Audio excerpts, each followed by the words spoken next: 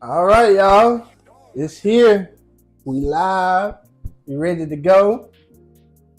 The night shift, baby. I got my boy BGBTHAGRIZZ in the building. You did? Welcome. Y'all knew he was gonna come on here, man. You know I could not do the night shift, and like I said, night shift is one of those things where it's interviews. It's always going to be interviews, so he could have multiple in different locations and spots. Forever. We pull up anywhere with the night shift, and we get it popping. If for y'all who don't know, BGBTHAGRIZZ is one of the most astounding engineers, producers, hip hop moguls. Been in the game for over 25 plus years doing his thing. Also, my partner on Ready to Talk. Once again, introducing Mr. BGBTHAGRIZZ, man. Let the folks know where you're from. Hey, man, look, my name is BGBTHAGRIZZ. I'm right here from Texarkana. However, I've done been around a little bit. I done hit the block. So I've been here half my life. I've been up in Northwest Arkansas, Clarksville, Russellville, Fayetteville, that type area for the other half of my life. So a lot of people is like, man, I've been around motherfucking Texarkana forever and I don't know this motherfucker. That's because I've been here 3 different occasions. Like, lived here from when I was 11. My dad moved us around a little bit because of his job. Landed up in Russellville, was up there for a number of years. Came back down here when I was 18, when I was about 22. I married I met somebody that took me back that way, and I was up in Clarksville, Arkansas for a good 6 years, and I wasn't doing no music or anything like that at that time. I let somebody talk some negative shit into me, and I really felt that way, and I stepped out of the game for a minute. And once I freed myself from that person, I moved back home. You know what I'm saying? I was here for a year before I started missing my child. Right. I moved back. Was up there for another 3 years. My mama got sick. I got that call. I moved back home, and I've been here ever since 2017. Didn't start really taking everything serious until my mom passed in 2020. That's why if you don't know about me, it's just because you either don't want to acknowledge that you know about me, or you just ain't been trying to hear about me. So come on, man. I'm gonna be real. Cam knows I'll be all over it. I'll be telling everybody in the city what I do. Let them know, man. You got it on your chest right now. One Y'all of the see originals. it, y'all see it. Look, BGB, Prince and Mort. Come on, man. Right there. Come on. So what I do, y'all, is I make t-shirts, graphic designs. I can do flyers, business card designs. Not only that, man, but like my boy said, I've been in the music game, bouncing in and out for 25 years. I got my degree from LA Film School, graduated top of my class. For any of those that want to talk shit and be like, oh, this motherfucker don't know shit. Come on, man. I'm one of the only ones you want to see with this. Come on, man. Let that focus right there. Y'all see it. Los Angeles Film School. So, a lot of motherfuckers in Texarkana like to talk shit. I'll prove my shit. But I got love for everybody because you'll never hear me talking right now. Come on, man. Anyway. And we're here right now in inside BGB Studios itself. Yep. Live and BGB Productions with a Z. That's what we like man. to call it here, man. Come on, man. I make beats. Most of the time I lease beats because as Cam knows, man, I work a lot. When I say I work a lot, man, I have 2 jobs on top of doing my graphic design. Like I said, I make t-shirts and everything. Right. Not only do I make t-shirts, man, but I can sell you prints so you can start your own little business if you wanted to like that. I can design your prints for you, do flyers, like I said a while ago. Whole bunch of crazy shit I can do, man, on the design world. But in the music world, man, I make beats. Personally, I lease a lot of the beats I use for myself just because I'm a lot better designing beats for somebody than I am for myself. Cam even says I'm kind of weird like that, but it's okay. I prefer to wreck someone else's shit because normally when I'm doing beats, I done wreck the fucking beat while I'm fucking doing it. Right. This is what I do. I freestyle a lot. I came up as a battle rapper, so man, Cam has played a beat for me before, and I just fast 16 off the top, and he just looked at me like, bro, this is sold to somebody already. What the fuck are you doing? Well, man, I'm just saying, bro. That's how I fucking come on it. Right. Hey, man. So we got to know a little bit of BGB. Again, for y'all who don't know, he is my partner. We've been doing this for about 2 years now, 2.5 years strong. It's been fun too. Yeah, oh, it's been very fun. There's a lot more to come. Yeah. When I say partner, I don't mean like, oh, we're like business partners. Like he's my best friend outside the business, and we've been kicking it for a long time. And like we don't let each other make. I could do one of these night shifts and not get my boy on here because, like I said, it's gonna be one of many. It's gonna be funny and interesting every time we get him on here. And again, we get messy on the night shift, y'all. This is kind of what y'all like. It ain't about just getting messy. It's also getting to know the people. But I mean, we gonna be real down to fast, the nitty gritty. We don't. If there's drama out there, we're gonna talk about it. We're gonna let it be heard. And we're gonna get right into it, man. I just got done doing my first interview with Sarge, and we talked about the studio, and we're here inside your studio. You are a studio owner, and we talked about how a certain question and statement that's been out there in the game about a week now, I think it's been going on, and we said how it kind of offended not just him but all the studios that are in town, and you're a part of that. How do you feel about someone or a lot of people? Because I'm gonna be honest, it wasn't the person who said it wasn't the first time they ever said it. Wasn't the first time that anybody's ever said it. It's been said by multiple people on multiple occasions. How do you feel about people saying that the artists are not really benefiting off the studios are benefiting off the artists? Tell me one motherfucking artist who's ever benefited off of a studio. That's why I need to ask these motherfuckers. Let me be honest with you. Y'all can sit here and say this shit all day long. Oh man, the studio, Half the time, man, I said this shit publicly on Facebook too. Right. Half the time, you motherfuckers don't even show up prepared. One, y'all know, look, I'm one of the cheapest in town. I only charge $25, bro, because I really just be doing it to, get to know people, network, and you know what I'm saying? Show my little shits and skills and off a little bit because nobody really knows of me, you know what I'm saying? Right. So, 25 an hour, Cam, these motherfuckers can't even cover their hours. Right. You're right. Y'all can't cover y'all's motherfucking hour. Or y'all need a motherfucking ride to the studio and y'all ain't trying to come off no goddamn gas money for that shit off top. And then y'all want a free mix and master on everything you fucking do. Let me fucking tell you what, motherfuckers. Y'all got the game fucked up because y'all don't even feel like y'all splits right. Y'all think we ain't the motherfuckers y'all fuck with, these engineers, when y'all drop that music, you don't think we go and check what y'all put down for y'all splits? It's public fucking knowledge. When you click on a song, it tells you who the composer was, who the producer of the beat was, who the motherfucking engineers were, who the mix and master engineer was, who the vocal engineer was. Oh, what? Y'all didn't know that shit was labeled out like that? That's because y'all don't know shit about the fucking music game. Y'all don't know shit about splits. Y'all don't know shit about nothing. But yet y'all want free mix and masters, and then y'all want a studio to go out and push you. You know what happened last time I did that for an artist in Texarkana? I went 150 in the hole. Ain't that right, Ross? Whoa, okay. So ain't that some shit, huh? So I'm gonna say that boy name dropping. Motherfuckers, like, bro, it is what it is, dog. But all that chip chatting and shit. I think I might know, but that's still woo. Again, welcome to the night shift, y'all. But I mean, you're absolutely correct. You know what I'm saying? A lot of these artists don't understand how much money it takes. First of all, there's a reason why you come to us. And a lot of you that we work with, and we talked about artist development. We're going to get into that a little bit more into this interview. But getting into the studio side for people who pay. Okay, let me put it like this. We understand how much money you put into it. We get it, okay? To me, and this is just Cam's opinion, it's the same thing I told Sarge, I think it's just our obligation and opinion if we want to, or not opinion, our option. If we want to go ahead and share the song and shop it around and do what we want to do with it. Because it is honest, most studios do have connections in some shape or form, but it is not our job to do so. I have DJs, producers, other artists on all my social platforms. I'm going to share what you do in my studio. One, to show people what type of experimentation I'm doing in my studio. Right.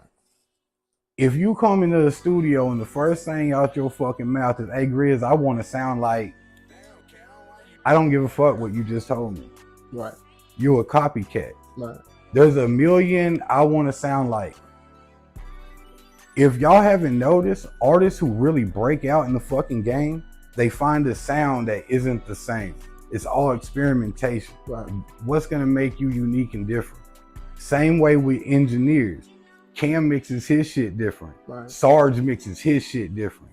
I mix my shit different. Right. We all have different ways to mix shit. Even me and Cam will bounce fucking ideals off each other on how to mix shit. So, with that being said, but you also look at, like I said, also being said, DJs also use experimentation on how they mix and break down and change the vibe of a fucking entire environment. Right.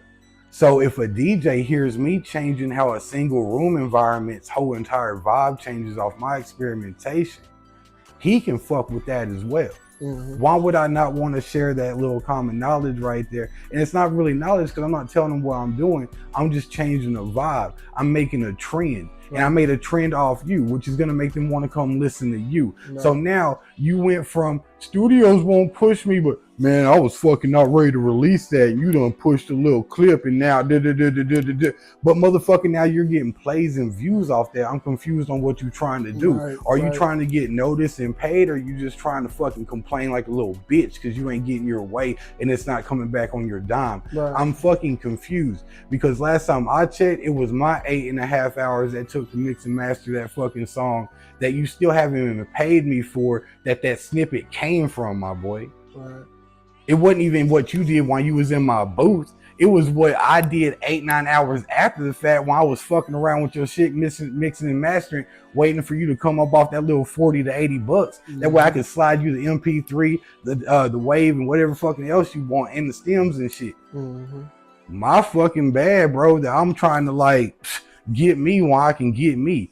But at the same time, man, an engineer, we have a million different ways that we're allowed to show what we're capable of. A lot of us are freelancers. We're not fucking signing no label, bro. We fucking starve half the time because you artists leave us off y'all's fucking splits. You know what I'm saying? So like, to me, man, it's like, what y'all really trying to get out of what y'all talking about when it comes to this whole artist versus studio shit? Because you have to coexist. And to be real with you, for them artists that pay, they're on time, they're fucking prepared, shit like that, they are the artists that do get, hey man, I'm gonna give you 30 minutes free because we own to something right now. I got you, dog. Or hey man, check this out. If you give me 20%, 25% of the fucking royalties, I'll go ahead and cut this master down to 35 so we can go ahead and get this bitch published and out because it's slapping. Like, bro, those are the motherfuckers we make deals and shit with because you're on time, you're working, you're grinding. Not this whole, hey man, I see you once every 3 fucking months and you shop around just trying to get in where you can fit in type shit. I don't give a fuck. It's not even a loyalty type thing with me. It's a, how hard are you working? Because bro, you go tap in with Sarge and then Sarge can't get you, Cam can't get you, and Cam's like, hey man, go to Grizz, bro. And I get you, and and I'm seeing you're constantly bouncing between the three, just getting in when you can get your slot, and you're fucking working when you're in. Bro, that goes a long way for me. Work ethic will always go about way more, because half you motherfuckers be rapping about being in Porsches and having fucking money bags and you can't even afford your goddamn fucking session, or you're fucking walking or bumming a ride over to the studio. So how the fuck you rapping about that shit and that's not how you living is beyond fucking me to begin with, but you want to complain about something. That's understandable. Okay, well, let's get out of some of this music talk. I know we at the studio with you, you know what I'm saying? But there's a lot more than Grizz than just music. You know, I want people to kind of get that on this first interview. You're very heavy into the youth community when it comes to sports in general. Can we kind of speak on that real quick? And what's your biggest involvement with it? I mean, I was really heavy, man, into it.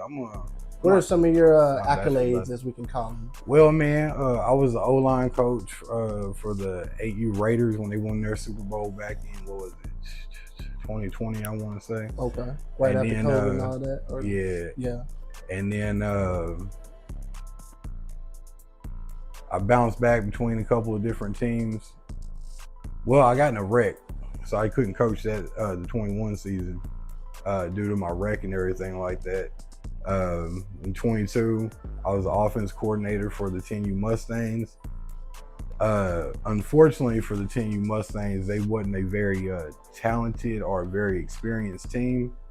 And when you're dealing with one of those type of teams, there's a lot of, you gotta want to be there. I watched the whole organization and the whole, like, dude, their parents quit on them. That was the saddest shit ever to me, bro, was the parents quit on these kids. Like, the head coach quit on them. The organization president quit on them. Dude, the last 3 weeks of the season, it was just me just trying to just teaching them to stand tall. And we're going to do what we can do, man. And a lot of those kids got better. They really did, man. Like, because the next season, they started for the teams that they played for. So they got better. They was just wasn't in a good position to begin with and didn't have any support. And when you don't have support, man, it's just, you're not going to give it your all. Some of those kids are even played 7th grade ball this year, and they balled out, man. So shout out to those kids. I wouldn't name them, but there's just so many, and I don't want to miss any of them. They know who they are, because when I step out there to the middle school, all I hear is Coach Grizz, Coach Grizz. But like, but that 10U Mustang team, man, I remember going into our playoff game. We put up 1 touchdown all season long. And then we go out there, and most of the team don't even show up. We got 8 kids out there, and we had 3 on the way, and they was letting us play until halftime. Those other 3 kids had to get there. And they got there, but one kid grabbed the wrong helmet. His helmet couldn't fit, so we had to forfeit the game. But those 8 kids that we had out there, they was giving them hell, man. I bullshit you not. It was one of the proudest moments I had to coach. I had 8 kids out there against one of the top teams, and we was holding them boys back, and we was driving the ball on them kids, bro. Like, the referee was like, "This is crazy." Their coaches were yelling, "They only have 8 dudes out there, and they're holding y'all." Like, I'm talking about, we was getting them for negative plays, bro. Going into halftime, you figured it was gonna be a blowout, but it was only like 26-0 going into halftime, and that's only because they got lucky on a couple of plays where our guy just didn't hold on. Like, we was there, wrapped up to him, and everything like that. And as he was going down, like, dude just lost grip. So, I mean, it was cool, bro. I mean, 26-0, everybody's gonna be all like, man, that's getting your ass kicked. When you got 8 guys out there, though, going against one of the toughest teams, and then y'all put up 75 yards against them, driving the ball with 8 guys, like, bro, 8 versus 11. It's at the end of the day, man. That's just, I was proud of those kids for not giving up, because they really fought. And then their turnaround on how they positioned. Anyway, after that, man, I was the offense coordinator for the 10U White Tigers. When the Texas opened up their deal, they had so many kids, they had to have 2 teams. But the league that they was in, man, kind of split that organization apart, because they made our B team travel away from the rest of the team. So if you was on the 10U White team, you was never with the rest of the organization. We played away from them the whole season. Like, we only played with them like 2 times, maybe. So it was kind of rough. And then instead of having us against, because they had other B teams, but they didn't have us playing other B teams. They had us playing A team. So like, we were playing like teams best player. I got 9-year-olds playing against almost 11-year-olds, bro. Like, you feel me, bro? Like, but dude, like, we had a squad, bro. Me, Coach Battle, and Coach Andre, man, we came together. Coach Battle was all like, "Hey, man, I see a lot of the prejudice shit that you have to deal with being the only white dude out here." You know what I'm saying? Because he's been seeing me deal with a lot of, and motherfuckers can say what they want to. I don't give a fuck. I'm not long. Y'all don't see me anyway. He's seen a lot of the shit for himself, and he spoke on it to me several different occasions. You know what I'm saying, about how fucked up it was. So he was like, "Hey, man, I'm gonna let you do your fucking thing." And he goes, "The only problem is we gotta run this fucking playbook." We gotta run it like this. Yeah, we gotta run it like this. He goes, we're allowed to do this and this, but Right. he goes, It's gotta be. we like got to that. run it like this. But he goes, I want you to run it to what you can. Right. I was like, I bet.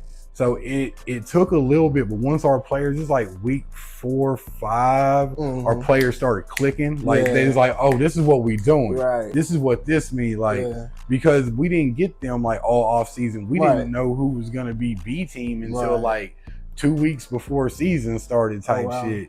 And then they still was making a little bit, Well, no, they just wanted to make sure that Orange had all the best players. I'm gonna call it for what it is, dog. Because my best running back, bro, wound up my best receiver, a week before season, got his damn arm broke in practice. Oh wow. Oh yeah, and that killed me right there. That was like most of our plays were really designed to run off leading with him with either a fake or a run, and then just making the defense shift one way. When I say this kid is fast as shit, this kid was fast as shit. Oh wow. Like he used to juke out most of the Orange defense by himself, bro. Like, yeah, he had, that was one of the best kids. I was all like, bro, if you had consistent coaching, you could be a fucking demon, not a fucking dog, bro. You could be a demon. Because he'd go out from that and straight up do some Travis Hunter shit, go on defense and start ball hawking shit. So like, yeah, y'all better be on the watch out for Isaiah Foster, boy, over in Arkansas. I'm telling y'all right now, if he fucking stays on that shit, he played for the Hogs 12U this year, which was supposed to be the team I was supposed to be the offense coordinator for this season, but due to I'm not gonna go there. Due to that bullshit, I wasn't. I stepped away from the whole organization as a whole because I'm not fixing to be a problem to nobody, man. If I'm a fucking problem, I'm just gonna move up myself out the situation. Right. But they got a lot of talented kids over there, man. And if they have the right coaches that pick up on it, them kids can be fucking dangerous. Right now, man, a lot of the kids don't have the right coaches seeing their potential in something. They either got them playing something that they want them to play in, or they have someone else and they're not getting the looks and the reps that they should be getting. Because I've seen that's one problem in the youth, and that's just not here. That's every fucking where. But a big problem in the youth sports is the real talented kids are the kids that have really great potential get overshadowed for nephews and sons and cousins of coaches and shit like that. So that's one, like, but if them kids don't get deterred from that by the time they make it to school ball, or if they can find one of them coaches to actually take them up under their wing, like, bro, this is what I'm trying to do. There's a lot of kids, man, that can be the next great player to come up out the city. And I've seen a lot of kids go from didn't know how to hit at the beginning of the season to being starting linebackers the next season. So like different coaches mold kids different ways. So like you get the right coaches into place, the next generation of ball players are going to be crazy. It's just finding the right coaches and weeding out the coaches because there's a lot of coaches, man, that'll be in youth sports for them. They want to be known as this coach who wins championships and all this shit. All they care about is winning. They care about their resume. They don't care about how many players they have starting in 7th grade. My whole aspect as a youth coach, while I was giving it my time and stuff like that, was how many of these kids can I help start in 7th grade and be a step ahead versus a step behind. I don't care you're a badass fucking football player right now in youth sports. What type techniques and everything am I showing you? That was more of the outlook I had as coaching when I was coaching. But now I'm kind of stepping away from coaching and takes kind of a little bit. Just, yeah, when you don't fit in, you don't fit in. Right. I understand that. Well, let's get back to some more music real quick. You know what I'm saying? You've been doing your thing with the music, you know, and I feel like you've helped a lot of people out doing their thing. A partnership and a collaboration relationship I've seen over the years before I even met you. Mike Star by far is a really good friend of yours and a good collaborator. Kind of tell me, how did that start up? Where did y'all meet? What was the link? Bro, we was working at Tyson, dog. Tyson, okay. No, we working at Tyson in Nashville, man. And Well, what was this? What year was this? Man, it's 2016, Okay. 17. So back a little back while. 2016, 17 when I first moved back down here and shit. Okay. And I was just like, dude, I just met Alicia, my wife. And like about a year before this mark. And man, I was talking to her.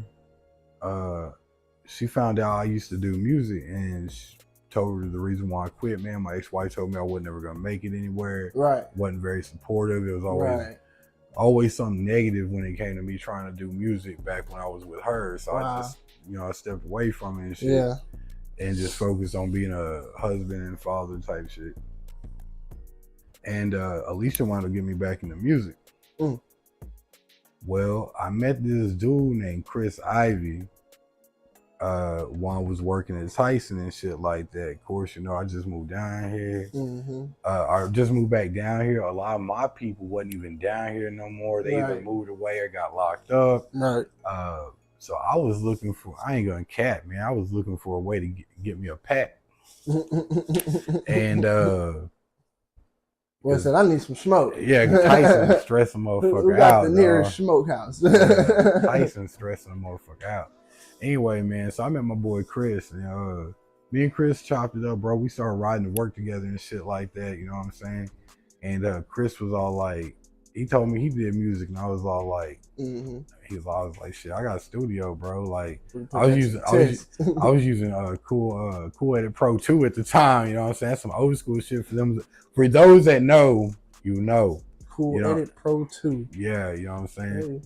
Not the original, but number 2. No, the 2.0. It was actually better than the fucking 1.0 though.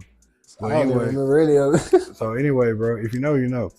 Anyway, it was set up like Pro Tools though, bro. You know what I'm saying? So like some early Mixcraft. Yeah, type shit. Like it was, to me, bro, I could mix and match that motherfucker. Like most of the early shit that you heard was done off that shit. Right. So like anyway, man, so like he's like, man, I got this dude I need you to meet, man. You need to meet my partner, you know what I'm saying? Yeah.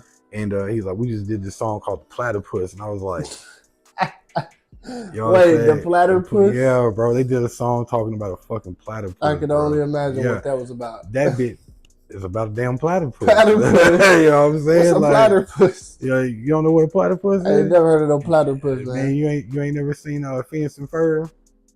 Perry the Platypus? I've heard of like the platypus is like a beaver, bro. It's like a duck bill. Oh, so the actual animal, the platypus. Animal, yeah. Oh, okay. Yeah. Okay. Yeah, they're weird, bro. Yeah, they're weird, bro.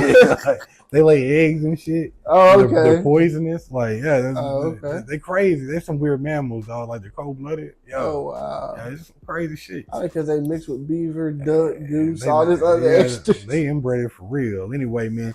But so like, he was like, shit, Mikey work tonight, bro. We you know what I'm saying? We gonna link y'all up on break. I was like, I bet. I meet Mike, bro. You know what I'm saying? Mike starts talking to me. We start talking. He's like, yeah, man, we gonna have to get you to pop up at the studio we go to, bro. I was like, hey, Mike, shit, cool. Yeah. And at first I was all like, I grew up on Beverly, you know what I'm saying, and around Bramble and shit like that back in the day. So like, so long story short, I was you met a guy named Chris that knew Mike. Yeah, y'all kind of got together. What was the first time y'all actually got into the studio and you were like, I think we can kind of we did this song fucking called Fritos. Fritos. Yeah, Fritos. Yeah. Y'all just had all types of titles back then. And well, shit, it was the first time I was up in their little UDL studio, man. Oh, okay. And how was that? It was cool, bro. We was getting drunk as fuck. We was getting shit. We was smoking. We was vibing. Right. And anyway, man, they was like, shit, you need a minute to write? I said, give me that mic. Yeah. I busted my shit on that motherfucker. Everybody just stopped and looked at me like, right. Oh, damn. Mm-hmm. Mike looked at me and was all like, all right. And then after that, me and Mike started coming over to the crib. We started doing everything in my crib. Like, from there. My bad. I don't mean to get into the details, but you know. No, and I understand, you know, but that's kind of why I just wondered. I was like, man, how do these guys meet? Where do they cross paths? You know what I'm saying? Fucking Tyson. Right. Okay. Well, that's cool. And we've been cooling ever since. Yes, sir. Yes, sir. get into a little bit of more music. I'm sorry if I just hurt somebody's ears. I'm over here adjusting my shirt and it probably just trickled the mic. Now that I'm thinking about it. But get into some more music talk, man. I probably done hurt the fuck out that ears with my chain and shit. So you've worked with a lot of different artists. You've also done some artist development, here and there. What is artist development kind of like with BGB Productions? And let's start there first. What is artist development like with BGB Productions? Man, over here, bro, it's all about what you trying to do. Right. What's your long-term goal? Right. Listen, ain't nobody in 10, 15 years gonna play your song about run up on the ops and emptying the clip. Right. Ain't nobody gonna play that shit.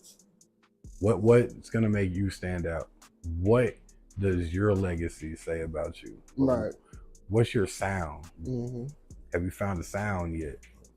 Just find you a sound that actually fits you. Mm-hmm. Everybody can put on auto-tune and all that shit, but when you out in public, my boy, and that sound guy don't have that fucking auto-tune card or none of that shit, and you ain't got no auto-tune, and they find out you sound like somebody scratching nails across the chalkboard, right?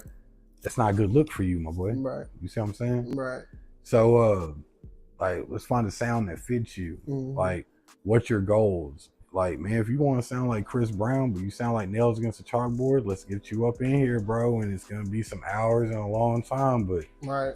You got to practice on getting them pipes and shit right. Even me, for the past 3 years, bro, I've been working on. You even know this. I've never really tried to sing and shit before, mm-hmm. but now in a lot of my new songs, you be hearing me drop some melody and all that stuff. Right. And for the 3 years, I've been working on getting my voice on how I want to sing and come off. So it's all about what you're trying to do. Like, it takes time to get where you're trying to be. You're not going to get there overnight. Stop believing all that people blow up overnight shit. All right. Very far and few blow up overnight. And normally it's something traumatic that helps them blow up overnight. Right. Trust me, you don't want the traumatic shit that helps you blow up overnight. Yeah, I understand that. So, we've been here, we've been chilling, you know what I'm saying, doing our 1-2, talking some big talk. Yeah, it's a little drama that we got to get into, you know what I'm saying? Yeah, there's been a little hearsay thing, and I've seen you speak on it. You've kind of said in the media before, that a lot of people, they're sensitive. Let's put it like that. There's some sensitivity out there, and that there's some people out there that shouldn't really be speaking on BGB and things like that. And I kind of just want to know, what is your standpoint on certain artists or producers kind of not going to each other and really just like talking to one another when they have issues or problems? Us, we've had, I wouldn't say problems or issues, but we've had some moments where we had to be like, what did you mean by that? You know what I'm saying? Yeah. And I just kind of want to get your take, because I see you voice it a lot. People need to stop being so fucking sensitive. Come talk to me and all this, so. Man, I hear a lot of hearsay, bro. Right. And one thing I don't do is hearsay. Right. So, like I said at the very beginning of this shit, I show love to everybody who does music in Texas. Mm-hmm. I've never talked shit about anybody's fucking studio, bro. Mm-hmm. But people always be coming to me saying, hey, these people said this shit about your studio. These people said this shit about your studio. But the shit that be coming out motherfuckers' mouths ain't been nobody's ever been in my goddamn studio. So, bro, if you got something to fucking say, right, or you just want to hate, just fucking say it. Right. Like, I don't understand why everybody has to do this hearsay shit, and then it's whole, oh, well, I never said that shit. And, right. Bro, Cam's been in the room a couple of times with my name being fucking dropped this year. Right. And I ain't seen none of them motherfuckers come say that shit to me. Right. And when somebody got their hands on the text thread, it wasn't the same shit that was said in that room that I wasn't in. Right.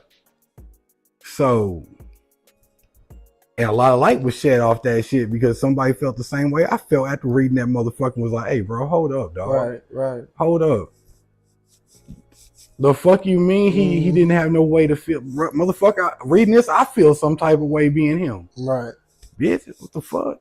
Right. Anyway, That's neither here nor there. But what I'm saying is, man, a lot of people will be all like, so and so does this shit over there. Well, man, that's so and so. That's not me.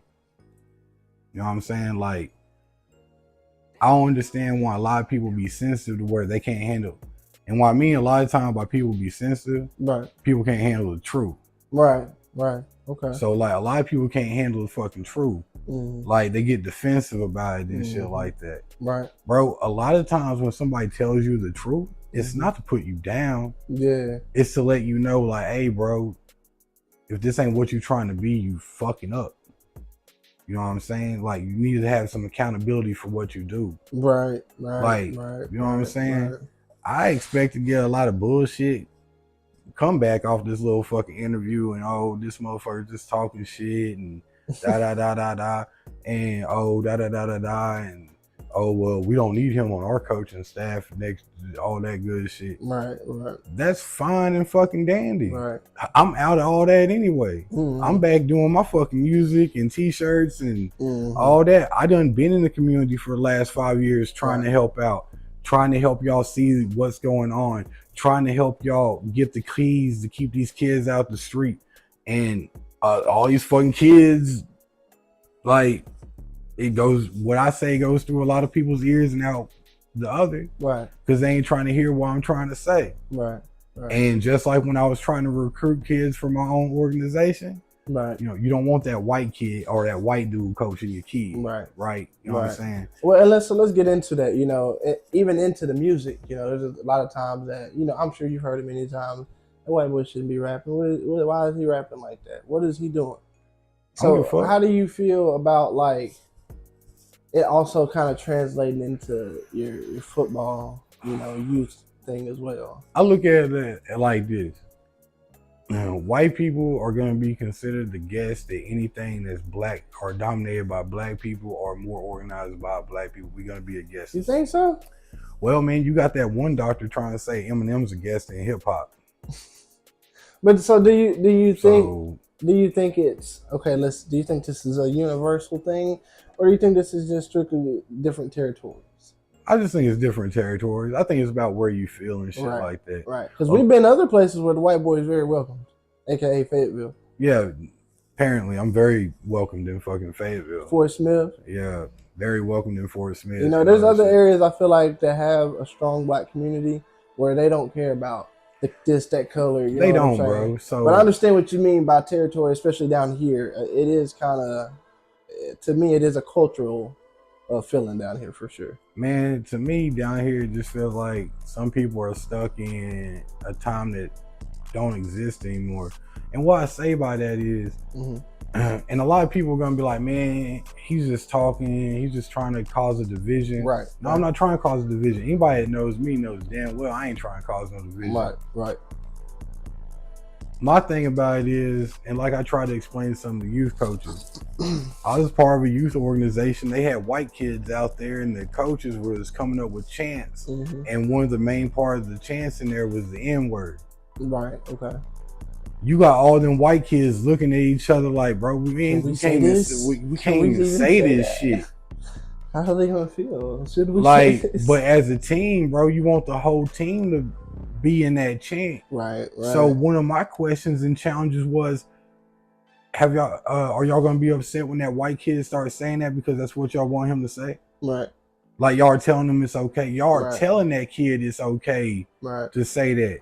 Like, cause I'm being one of them kids that used to go around and be all like, man, what's good, my nigga? What's happening, my nigga? Yeah. Like, bro, and everybody would be like, he has a past. Like, no one's ever really fucking came sideways to me. I guess is how I don't know if how I come across it and shit like that. But when I was younger, man, that was, you know what I'm saying? But when I was also fucking younger, I was very heavily involved in some shit I'm not willing to say on tape. That's beside that. But at the same time, man, I look at like there's some shit that we can change, and a lot of the shit that we can change can start with bringing the youth more together. Because when you really look at the youth sports in Texarkana, like just being for real, you don't see white kids and black kids out here playing together until they're in school ball. Right. Matter of fact, I don't see none of the white kids fucking playing in Texarkana in the youth sports really. Yeah. Except for baseball and soccer. Yeah. You know what I'm saying? So like, there's question marks on why. Right. Like why? You know what I'm saying? Because when you go and look at Texas middle school, there's a bunch of white dudes out there playing football all of a sudden in 7th grade. Right. But you didn't see none of them kids playing 12U football out there with the squad. You didn't see them in 10U. You didn't see them in 8. So where are those kids at that could actually help a lot of these youth organizations and a lot of these schools be a lot better? Because if you get them kids together when they're younger, right, and they get to playing and they know their roles, and then they hit school ball and they got those same exact roles, or only one or two's changing positions and doing something different. Yeah. By the time they hit high school, bro, they're really brothers at that point, like family, dog. Right. And they're gonna be more scrappy about each other. They're gonna be more about it, and that's what you really want when it comes to developing kids in sports and shit like that. The longer you can keep them together, the more development you can get out of them. More chemistry you can get out of them, and shit like that. And a lot of the problem with Texarkana, and I don't know what it is, and you know, if I'm not allowed to speak on it, it is what it is. But to me, man, for some reason, there feels like there's division here when there should be no division here. Especially with how many interracial relationships is actually in Texarkana. There should be no fucking division here. We should have little Timmy and little Jimmy fucking playing with each other every fucking day. And if they're separated, I don't understand why they're fucking separated. Well, and so let me ask you this, because I do think I see a mix of people together, but this is the night shift. I ain't gonna sugarcoat it. Do you think there's certain? Okay, it's just like white folks saying there's different type of black folks. There's the ghetto black folks, and then there's like the bougie black folks. Do you think that black folks kind of pick and choose what white folks they want to deal with because of the person they are, or is it just they're white type of thing? So I don't think that they know what they're talking about. I think it can be a little mixture of both, like, because me, myself, man, I've even experienced where a motherfucker fuck with me really, really hard. Right. And then when his people come around, it's Jones session on me. Right, okay. You see what I'm saying? So, like, I've seen it kind of play both ways type shit. Right. But the thing that really fucks me up about what you said is I've never really heard that from white folks. I hear that more from the black folks I've met in Texarkana versus anything else. Yeah. Because I don't, and before anybody judges me on this fucking interview, what y'all need to understand is I don't hang out with white people. You can ask about me. My wife black. Everybody I fucking associate with is black. Like, so when I speak on shit, I'm speaking because I'm experiencing this shit as I explore the fucking city and meet different fucking people and shit like that. So I don't even associate with the white people because the white people think I'm a little too, what's the word I'm looking for? I'm a little untamed. Okay. If that makes sense. You know what I'm saying? I'm really blunt. I don't sugarcoat shit. And if it don't sound right, it don't sound right. You gotta make it make sense. So, you know what I'm saying? I don't do that whole, I'm friendly with you today, but I want to be a dick to you tomorrow shit. Right. I don't do that either. Right. So, but it's a little mixture of everything, man. Like, I've seen more jealousy in this city than I've seen anything else. Okay. Like, I've seen people hate somebody just because they got the new brand of shoes before they did. Right. And that didn't make no sense to me either. I was like, what the fuck are y'all on, dog? Like, you got mad because he got the shoes before you did? Right. You wanted to be first? I understand that. You should have ordered from eBay or something, dog. Got them clones. Just saying. Right. Well, no, I appreciate you talking about that. You know what I'm saying? Again, it's night shift, so we get a little shifty, get a little into it, a little venti. But I want to go ahead and do something with you, man. It's something I added onto the show. It's called Do's and Don'ts. So what I want you to do is give me 2 do's and 2 don'ts. It can be related to music, life, anything. What are BGBTHAGRIZZ's do's and don'ts? I need 2 for each category. All right. So you can do one apiece right now and then do another one apiece. All right. So we're gonna do one apiece. We're gonna start off with life. All right. Grizz's dues is never speculate like you know what's going on. Always listen to what is going on. Get you in a lot less trouble that way. Keep you less opinionated about what's going on. Right. Behind that, stay true to what you are and what you do. Like for me, dude, it takes a lot for me to sit here and talk about division in the city and shit like that, because nobody wants to hear that from the fucking white boy. All right. So Don't. the don'ts is don't judge anybody. Me personally, I don't judge anybody. I could care less what race, what religion, what background you are. Dude, I'll talk to you like you're the last person I'm going to talk to. Man, a conversation with me could possibly, keep you from going off and doing something bad. Right. So I never ever judge anybody for what shade of the wheat they may come from. I just want to know what their story is and how they act upon their story. Because anybody can tell you a great story, but what do those actions mean? I go by actions. Words mean very little to me. So don't judge somebody for how they look, how they present themselves, or how they talk. Judge them by their actions. Right. I like that. BGBTHAGRIZZ dudes and don'ts. So we're going to do two apiece, but we're just going to do one-on-one for right now. I think I like this doing one-on-one. Makes it easier and get straight to the point for the people. You know what I'm saying? Getting into some more music talk, man. You're another guy that's independent with it.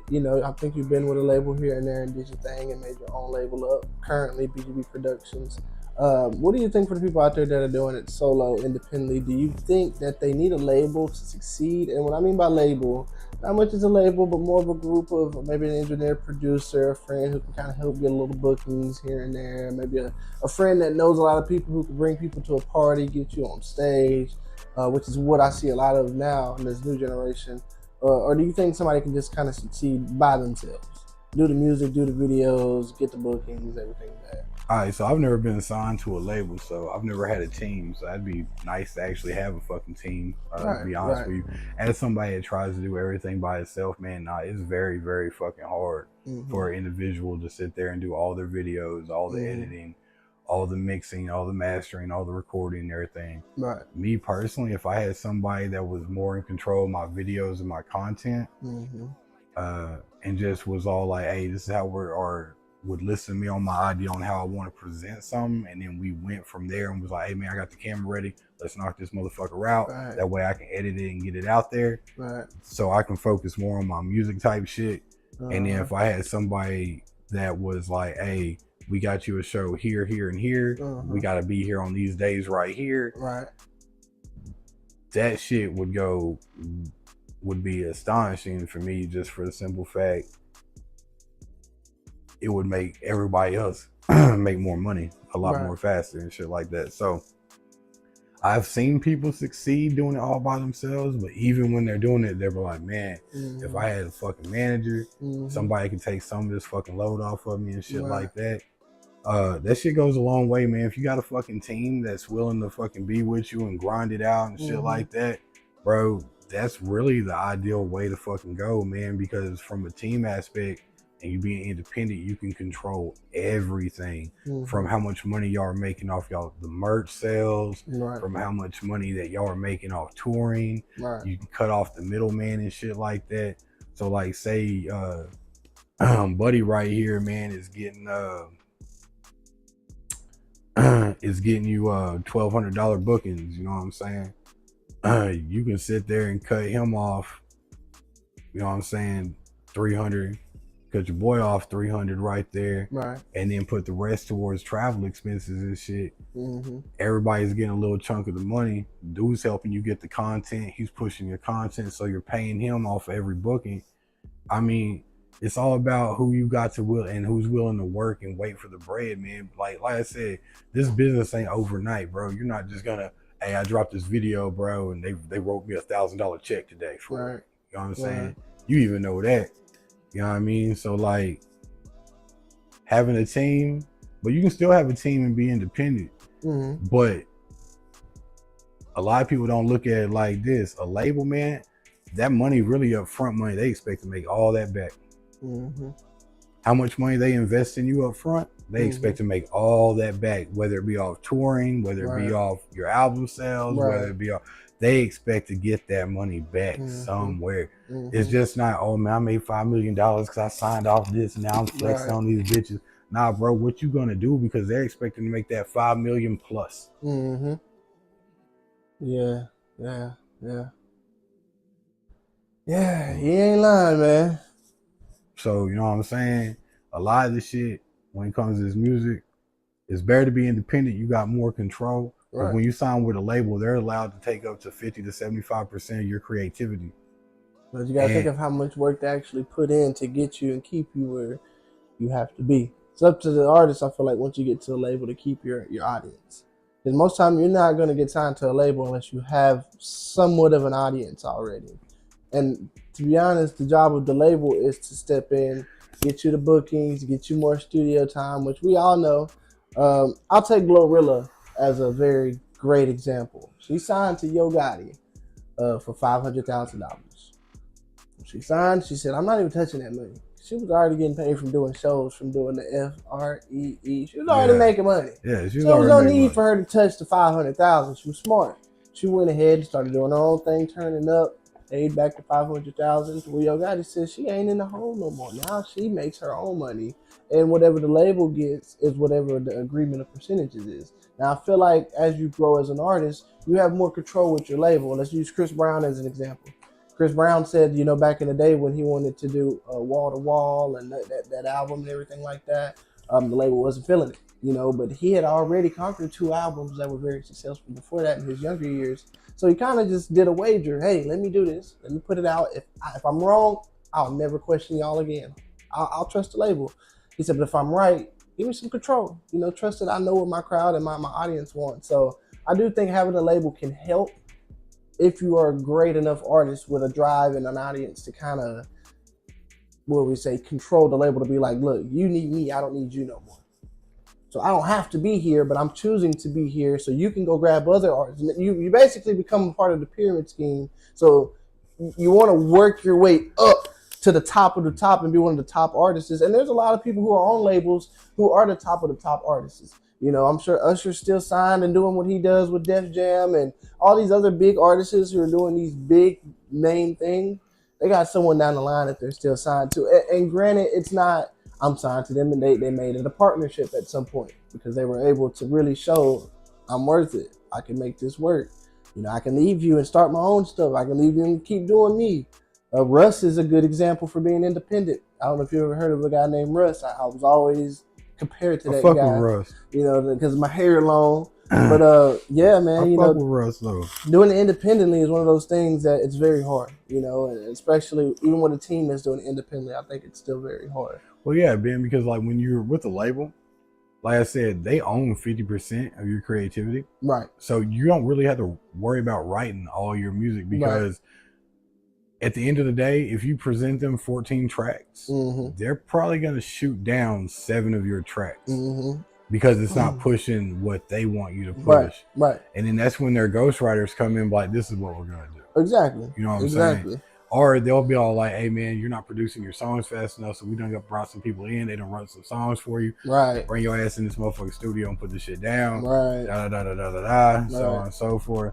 So, like, because you hear it all the time, man, from when artists leave, you know what I'm saying, before our project's done, the producers are in there scrapping, you know, bars and shit that they spit and deleted and copy paste to get the album out, so the label can make their fucking money off that artist that they just lost all that money off of. Because a lot of people think, oh man, I just signed this $1 million contract, you know what I'm saying? They don't pay me $1 million. They think that $1 million is theirs. Like, right. I mean, it's yours, but it's yours right now. Yeah, but you gotta make it back. Yeah, you gotta give it back to them. And you know, like I said, if you're in a Glorilla situation to where you're already making your money, be smart. Don't go blow that. You know, kind of keep it in the back tuck and just keep making it. If you're in a position where you make money, I know a lot of these kids and even adults who are getting signed at this point, they're coming from nothing. $0 in the bank, negative $92 probably in the bank, overdrafted like a motherfucker. But you give them this big amount of money and you expect them to pay it back. And at first, Or they don't invest in the right shit. Well, let me put it like this: a lot of people have worked so hard, bro. I feel like to be independent, to when you get this big check, like $1 million, it's like you made it. I don't think they got to keep working after that. They're like, I made it. I got the money. I did what I did what they said I could. So now, fuck everybody. And you kind of get lax. And you're like, okay, cool. I can just go in here in the studio because they like the first shit. They going like the second shit. And we kind of lax up on the actual quality and artistry of what we came and the hunger that we had when we first started. Yeah. So it's kind of hard to pay that money back. So you got to do it like this. When I was at LA Film School, they told you to always keep this type of motto. They give you $1 million, so now what you gonna do to hit 5 million? Right, exactly. Yeah, you're an investment at the end of the day. You know what I'm saying? So you can't lax up. So when somebody's like, hey man, I think you're worth $1 million, now you gotta show them you're worth 5 million. Right. You gotta show them you're worth 10 million. You gotta show how much you are appreciated over time. You know, you gotta show them how willing. Look, man, nobody wants to show up and open do the ribbon cutting at Dollar General. Right. But you know what? That contract says you got 15 ribbon opening ceremonies that you got to attend to. Be there early, get there fast, sniff that fucking ribbon, smile, kiss a couple babies, promote your shit, get the fuck out of Dodge. It's all about showing them you're willing to put in the work. Right. Labels that have you doing the stupidest shit just to see if you're going to be willing to put in the work. Right. And to be honest with you, man, a lot of the people that y'all think got the hardest bars, like we was talking about labels with ghostwriters and shit like that. Them ghostwriters are really the ones with the hardest fucking bars and shit like that. I'll be honest with you. And they're only a ghostwriter because they don't fit the bill. Right. A lot of artists, and this is one reason why a lot of people choose to be independent, a lot of artists don't fit the bill and they want what they call Build-A-Bear rappers and artists. Build-A-Bear rappers and artists definition. Someone who looks like they've lived that life but never lived that life, but sound whenever they're told to spit something like this, they sound and look the part. Right. So because they sound and look the part, we're gonna make them sound and look the part, even though they've never played that part. Right. Understood. And then they make money off that shit because we got this dude tatted up like he lived his whole life in the gutter, you know what I'm saying? Right. Dude lived in fucking suburbia. Mom and dad worked full-time jobs, never got divorced, never got into an argument in front of him type shit. And now he's getting paid millions of dollars just because he can play a part. Right. Yeah, I understand that. A lot of people don't think about that shit no more. They've gotten blind. They think everything they see on social media and everything is real life, and it's not. Right. Well, man, we've been kicking shit on here. You know what I'm saying? Doing I want to, and this is the first of many. I appreciate you letting me come into your humble abode, your studio, doing your thing. Oh yeah. We're at the part of the show where we like to give back, give some flowers. Is there anybody you want to shout out? Any personal shout outs that you want to give out, and kind of shine a light on some individuals real quick before we get out of here, and then let people know where they can follow you and tap in at. All right, man. So y'all can follow me on all my social medias at BGBTHAGRIZZ. That's BGBTHAGRIZZ. Very easy to find. You can Google me. They give you a nice little overview of me and then give you all my social media handles. So you can follow me on whatever you like. Shout outs, man. So look, want to give a couple shout outs out here in the youth community because they be doing great shit. All right. That boy Coach Giles that be coaching the Elite Dogs. Yeah, dude Gooch, has my boy Gooch. Yeah, has a great AAU program. Strongly recommend y'all get out there, get your kid to him if you want him playing basketball and stuff like that. Coach Kevin Shaw, football, basketball coach, does amazing things with the children. Strongly recommend y'all get with him. Y'all got kids that like to play football, do all that. Y'all can see him with Quan Hamilton or posting Quan Hamilton all the time. Dude's really about getting players in the best position to be developed for what they're trying to do and what they're trying to be. Another shout out gonna be Coach Robbie Jr. All right, another good coach. Him and his squad, Twin, Coach Battle, and Javon Jackson. All them dudes really be trying to develop the youth, trying to get them in good positions to where they're gonna be at in life. Them kids will coach any kid, and when I say it doesn't matter if the kid has learning disabilities or if he's just not, you know what I'm saying, reacting fast enough to certain situations or being taught to a certain way, all these coaches that I've talked to, I've never seen them not be able to get a kid develop and play at a higher performance by the end of the season than you know what I'm saying, than what they started out to be. So if you got kids, you're looking to get them around strong coaches that's going to develop them. Those coaches, I strongly recommend getting your child around, especially during the summertime. That's when they do a lot of their development. I know Kevin Shaw does a flag. I know Kevin Shaw and Robbie, Coach Battle and them, they both do 7-on-7s. So I strongly recommend checking them out, getting the kid on 7-on-7 if you have receivers, running backs, and quarterbacks. That way you're keeping them active. And then, like I said, they're competitive, so they're going to bring out the competitive side of your child. So if you want them to be that starter in 7th grade, get them out to them guys. Well, we appreciate you, man. Make sure y'all go ahead and tap that subscribe button on our official YouTube page, Ready to Talk. This is an extension of that. That's why we're on there, and then got all the reels on there. So if you're like, "Wow, I'm watching this on Ready to Talk," that's why. Make sure y'all go watch our episodes. Yes, we will be back. Season 2 is still going. It's the holidays. Y'all give us a week. Y'all give us